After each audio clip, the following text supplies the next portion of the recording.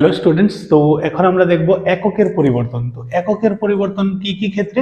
দৈর্ঘ্যের ক্ষেত্রে, হ্যাঁ, ক্ষেত্রফলের ক্ষেত্রে এবং আয়তনের ক্ষেত্রে এই এককগুলি আমাদের খুবই প্রয়োজন হয় প্রবলেম যখন করি আমরা সলভ। তখন দেখো, মিলিমিটার থেকে সেন্টিমিটারে যেতে হলে আমাদের কি করতে হবে? 10 দিয়ে মাল্টিপ্লাই করতে হবে, কারণ ছোট একক থেকে বড় এককে যাচ্ছি। এবং সেন্টিমিটার থেকে মিটারে গেলে আমাদের কি করতে হবে? 100 দিয়ে মাল্টিপ্লাই করতে হবে। অনুরূপভাবে মিটার থেকে কিলোমিটারে যেতে গেলে আমাদের 1000 দিয়ে মাল্টিপ্লাই করতে হবে।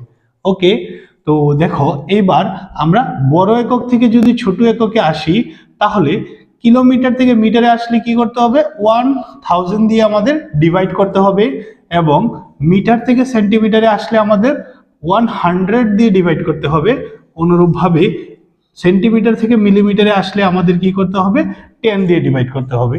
এটাই একটা